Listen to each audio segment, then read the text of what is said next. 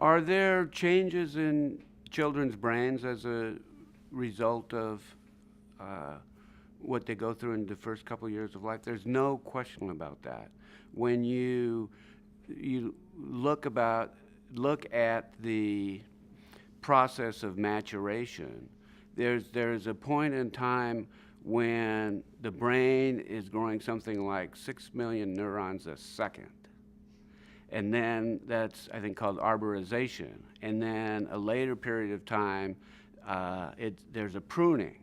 And so what happens is the brain is actually shaped by experiences that one goes through. And then it's very clear that a child that feels safe and secure has got a tremendous leg up on children later on.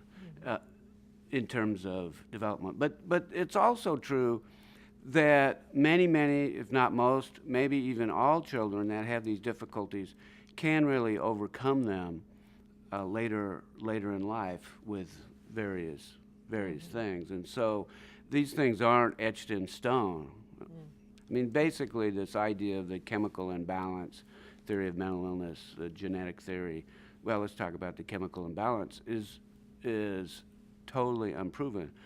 And if you think about it, if there were, well, he said, is there an earthquake going on? Well, if we had an earthquake, which I'm quite used to coming from Alaska, there would be this series of changes in your brain chemistry.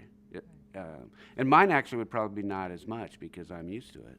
And so, well, is that an indication of a mental illness? No, it's just the brain is a very elastic organ, and it has all kinds of reactions and adaptations to things. And so while the formative years are very critical, it also doesn't mean that it's hopeless once once you get beyond that. And I mean, then there are other things that I think maybe are a little more problematic, such as fetal alcohol syndrome and fetal alcohol effect, which we have a lot of, I think the most in the country in Alaska.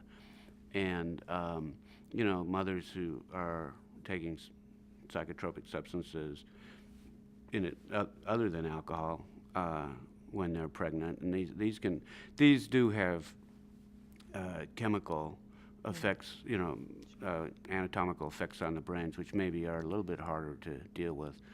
But the big question is, even if that's so, what is the justification for brain damaging chemicals given to children to try and just suppress unwanted behaviors? And I think that's an immoral response.